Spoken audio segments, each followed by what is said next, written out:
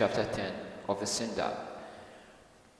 Now as has been told that the power of Elwë and Mirian increased in Middle-earth, and all the elves of Beleriand, from the mariners of Carven to the wandering hunters of the blue mountains beyond the river Gillian, owned Elwë as their lord. Elwë Thingol he was called, King Grey Mantle in the tongue of his people.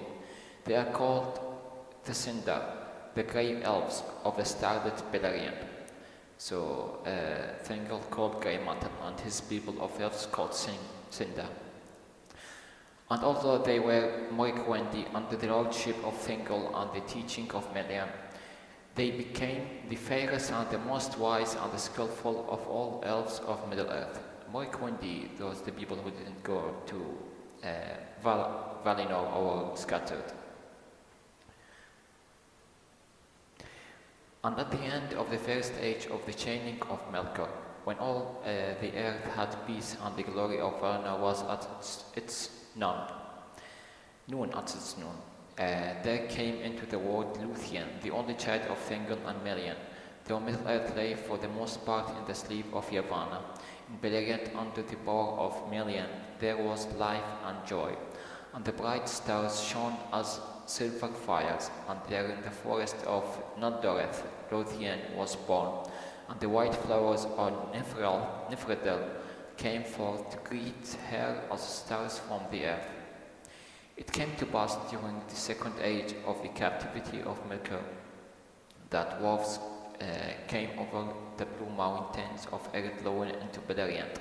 Themselves they named Khazad, but the Sindar called them Nargrim, the stunted people, and Gonorim, masters of stone. Far to the east were the most ancient dwellings of Nargrim, but they had delved for themselves great halls and mansions after the manner of their kind.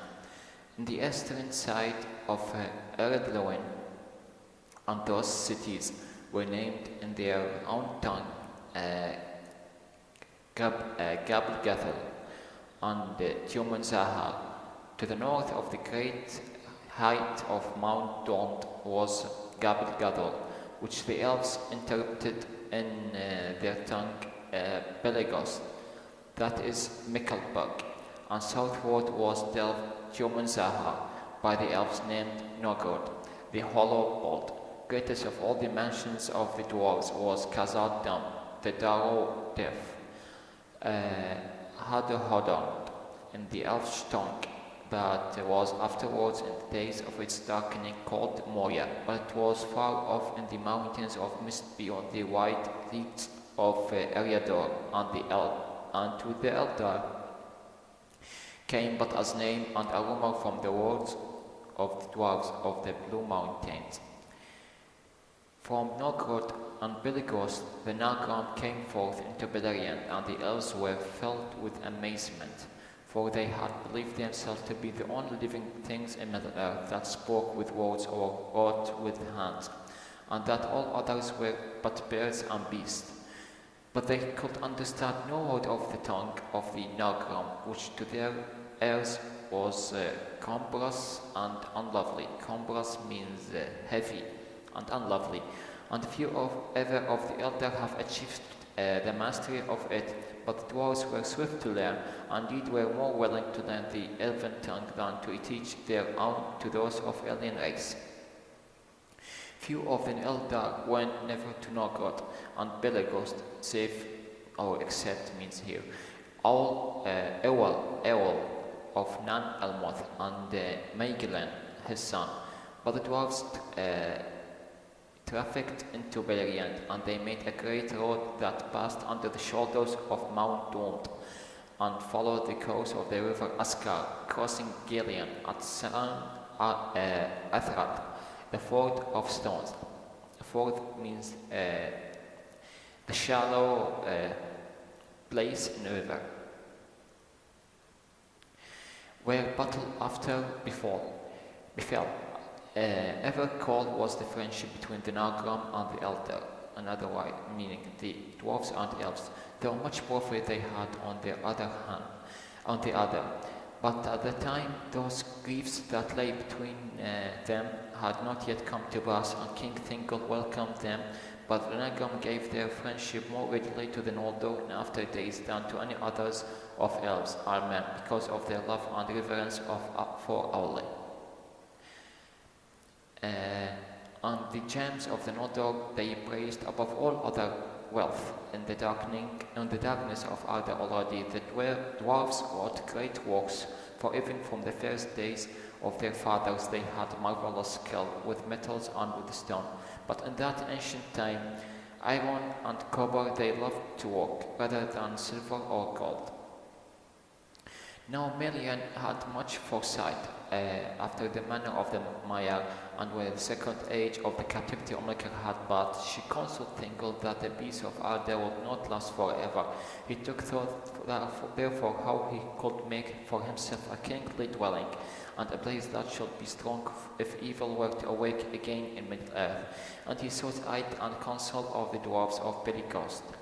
They gave it willingly, for they were unwearied in those days and eager for new works, and though the dwarves ever demanded a price for all that they did, whether with delight or with toil, at this time they held themselves paid. For Melian taught them much that they were eager to learn, and Thingol rewarded them with many fair builds. These Carven gave to him, for they were got in great numbers in the shallow waters. Carven, one of the elves that gave to Thingol before. Those Carven gave to him, for they were got in great numbers in shallow waters about the Isle of Balak, but the Naugrim had not before seen their like, and they held them dear. When there was a great as dove's egg. Dove's egg means pigeon's egg. And its sheen means the softer luster in a surface that's shining a little bit of a surface.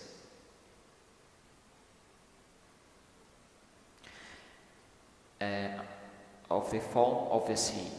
Nymphelos it was named, and the chieftain of the dwarves of Belegost prized it above a mountain of wealth.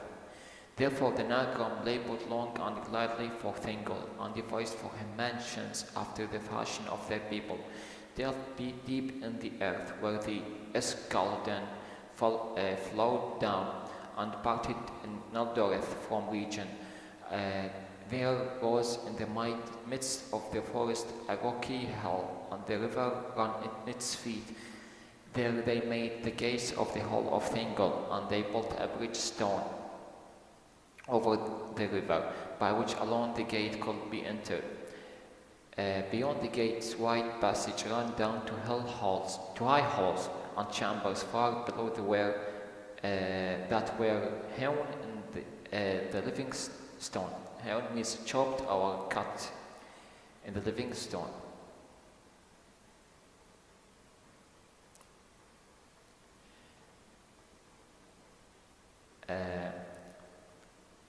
So many and so great that the dwelling was named Minegoth, the 1,000 caves.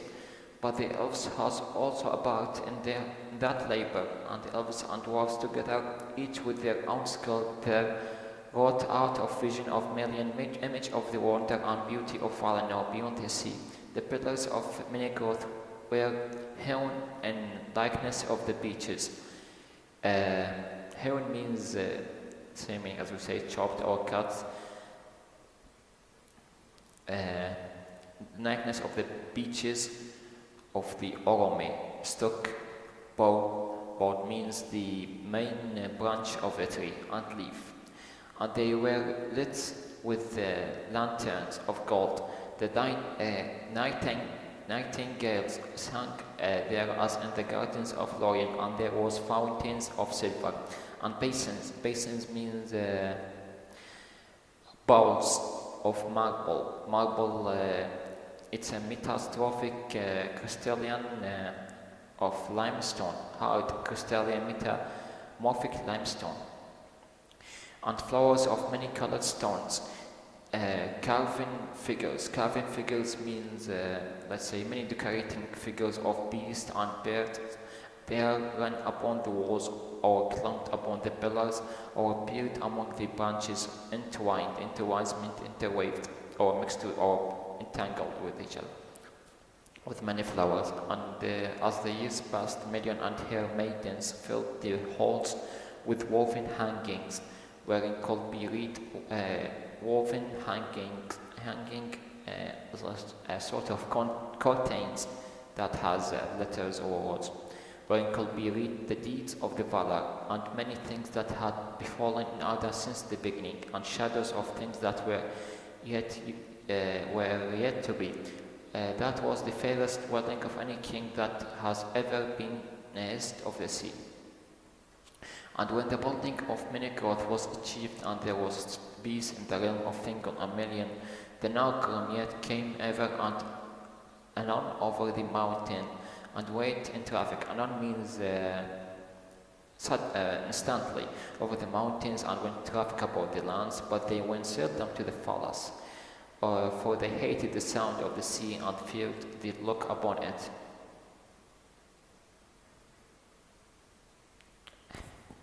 To Beleriand there came no other rumor or tidings of the world without. But as the third age of captivity of Melkor drew on, the dwarves became troubled, and they spoke to King Thingol, saying that the Valar had not rooted out utterly the elves of the north, and now the remnants remaining, having long multiplied in the dark, refers to orcs or other creatures that in the Angband or in the autumnal, in the bits of autumn, were coming forth once more and roaming far and wide. There are fell beasts, they said, in the land east of the mountains, and your ancient kindred that dwell there are flying from the plains to the hills, and ere long the evil creatures came even to Beleriand over passes in the mountains or up from the south through the dark forest. Wolves there were, or creatures that walked in wolves' shade, and other fell beings of shadow, and among them were the orcs, who afterwards wrought ruin in Beleriand, but they were yet few and wary, and did but smell out the ways of the land, awaiting the return of their lord. Once they came, or what they were, the elves knew not them, thinking them perhaps to be a vary of the lost elves that got by Melkor and turned into, by torturing into orcs, who had become evil and savage in the wild, in which they guessed all too near, it said. Therefore Thingol took thought for arms, which before his people had not needed, and these at first the Nargrim smith for him, for they were greatly skilled in such work, though none among them surpassed the craftsmen of Norgard, of whom Tilkar the smith was the greatest in renown, was greatness in as he was renowned, or being known. A warlike race of old were all the Nargrim, referred to the dwarves. Dwarves were mighty in smithing and the bough, and they would fight fiercely against whomsoever aggrieved them. Aggrieved means persecuted them, or make a danger to them. Servants of Melkor, or Eldar, or Avari, or wild beasts, or not seldom their own kin, dwarves of their mansions and lordship, their smithcraft indeed the Sindar, soon learned of them, yet in the tampering. So the Sindar, elves of Thingol, learned from the dwarves in the tampering of steel, or alone, or the crafts in the wood, or of all the crafts the dwarves were never outmatched, even by the Noldor. And that making of mill of linktons, which was first contrived, means created by the smith of Belegos, their work had no rival. At this time, therefore, the Sindar were well armed, and they drove off all creatures of evil, and had peace again. But Thingol's armories were stoned with and with spears and swords and tall helms, and long coats of bright mail for the hauberk. Hauberks mean shields or armor. Of the dwarves were so fashioned that they rusted not but shone. It means never rusted but shone ever as if they were new, burnished. Burnished means polished or scarred, and that bode well for Thingol in that time that was to come. Now, as has been told, when Lenwe of the host of Elwë forsook the march of the Eldar at the time when the Teleri were halted by the shores of the great river upon the borders of the wasteland of Middle-earth, little known of the wandering of Nandor, whom he led away down Anduin of a river. Some, it say, dwelt aged long in the woods of the vale, or of the great river. Some came at last to its mouth, and there dwelt by the sea, and yet other, passing by arid Nimeres, the white mountain, came north again, and into the wilderness of Eriador, between arid Loin and the far mountains of the mist. Now these were a woodland, people and had no weapons of steel. So they became a woodland, and people had no weapons of steel. And the coming of the field beasts of the north filled them with great fear, as the Nágrim declared to King Thingol in Minigroth. Therefore, Denethor, the son of Lenwe, hearing rumor of the might of Thingol and his majesty and of the speed of his realm, gathered such host of his scattered people as he could, and led them over the mountains into Beleriand. There they were welcomed by Thingol as kin long lost to return, and they dwelt in Osiriand, the land of the 7 rivers. Of the long years of peace that followed after the coming of the Denethor, there is little tale in those days. It said Dirion, the minstrel, chief lawmaster of the kingdom of Thingol, devised his runes letters, and the Nágrim that came to Thingol learned them, and were well blessed with the device, esteeming Dirion's skull higher means respecting. Esteeming means respecting or considering or admiring. Dirion's skull higher than did the Sindar, his own people. By the Nágrim, the Kerth were taken east over the mountain and passed into the knowledge of many peoples.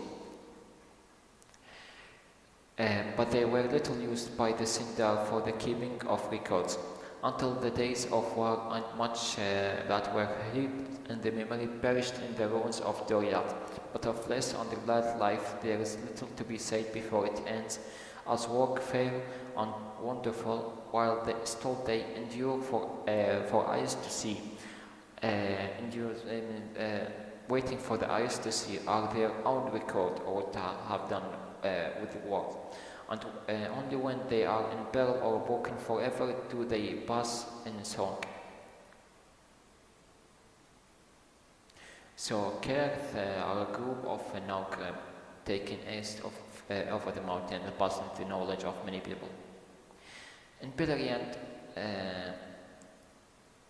in those days the elves walked, and the rivers flowed, and the stars shone, and the night flowers gave forth their scents referred to perfume, and the beauty of Melian was as the noon of the light of the sun when it's for the horizon, or let's say 12 o'clock in the day, the mid of when it's octagonal. Was this noon, and the beauty of Luthien was as the dawn of in spring, down the first shining of light when it's first appearance of light. In Beleriand, King Thingol upon his throne was as the lords of the Maya. So the Luthien was as the dawn in spring, and Beleriand king. Thungol upon his throne was as the lords of the mire, whose power is at rest, whose joy is as in an air that they breathe in all their days, whose thought flows in tide untroubled from the height to the deeps. And Beleriand stilled the times, rode Orome the Great, passing like a wind over the mountains, and the sound of his horn came down the leads of the starlit, and the elves feared him for the splendor of his countenance, the appearance or the expression of his face, let's say, and the great noise of the onrush of Nahar, when Nahar's horse running. When the Valaroma echoed in the hills, Valaroma, the sound of Morome of his throne, of his horn, sorry, yes. They knew well that the evil things were fled far away. But it came to pass at last that the end of bliss was at hand, and the noontide of the Valinor was drawing to its twilight. For as has been told, and as it's known to all, being written in the lore and sung in many songs, Midgard slew the trees of the Valar with the eye of Ungoliant and escaped and came back to Middle-earth. Farther north befell the strife of Morgoth and Ungoliant, but the great cry of Morgoth echoed through Beleriand, and all its people shrunk for fear, for though they knew not what it foreboded. Foreboded means, let's say,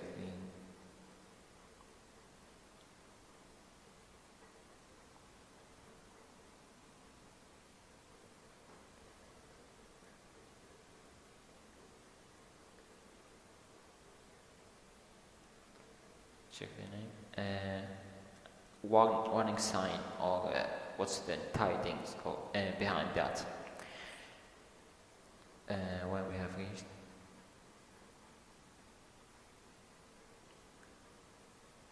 They heard then the herald of death, the messenger of death. Soon afterwards, the Ungoliant fled from the north and came to the realm of King Thingol, and a terror of darkness was about her.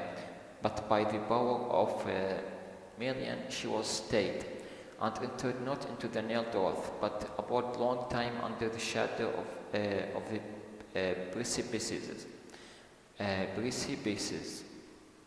Precipices means very deep rock, very steep rock, sorry, in which Dorthonium fell southward, and they became known as Erid Gorath, the mountains of terror, and none dared to go there or pass nigh them.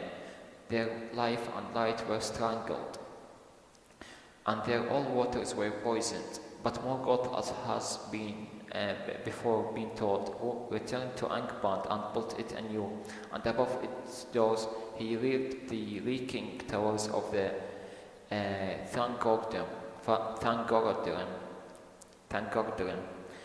Reared means raised the reeking the smell, the let's say the bad smell or the strong smell.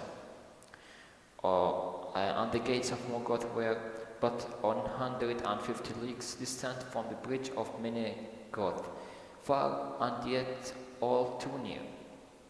First it was far, but yet it was too near because his armies raised from this Angband. Now the orcs that multiplied in the darkness of the earth grew strong and fell, and their dark lord filled them with the lust of rain and death. And they issued from the Angband gates under the clouds that Morgoth sent forth, and passed silently into the high land of the north. Thence on a sudden a great army came into Beleriand, and sailed King Thingol. Now in his wide realm many elves wandered free in the wild, or dwelt in peace in small kindred far sundered, and only about Menegoth in the midst of the land, and along the Falas in the country of the mariners were the numerous people, but they all came down upon either side of Menegoth and formed camps in the east between Kilon and Gilliam, west in the plains between Syrian and Narok. They plundered far and wide. Plundered means loots or steal things. And Thingol was cut on from Círdan at Glaris. Therefore he called upon Denethor, and the elves came in force from region beyond Aros and from Osirian, and for the first battle in the wars of Beleriand. And the eastern host of the Orcs was taken between the armies of the Eldar, north of Enderam, and midway between Oros and Gelion. And there they were utterly defeated, and those that fled north from the great slaughter were waylaid by the axes of Nalgrim. So when the Orcs, countered Thingol, Thingol called for his Denethor upon Denethor, and the Orcs were between the elves, the group of Thingol and a group of Denethor from south, and were seized, and there were great slaughter, and the Orcs utterly defeated. And when they flee away, they also encountered by the dwarves of Nalgrim, where they were holding axes. By the axis of Nalgrim that issued from Mount Doomed. Few indeed returned to Angband, then few indeed returned to Angband. But the victor of the elves was dear bought for those.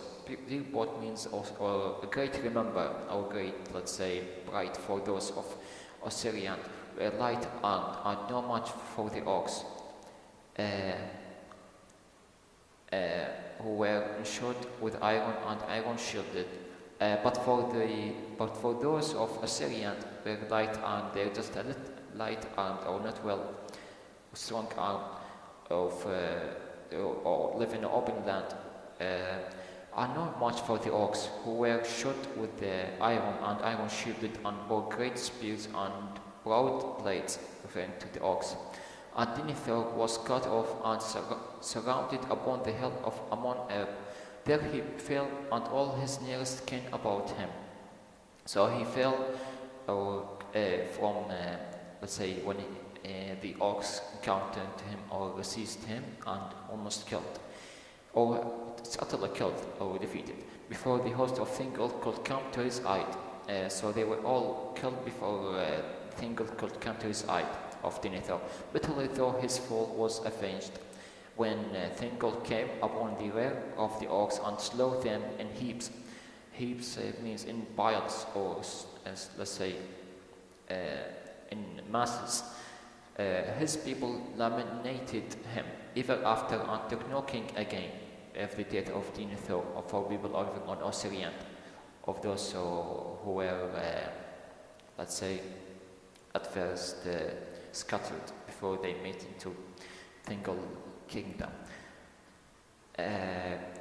After the battle, some returned to Osirian, and their tidings filled the remnant of their people with great fear.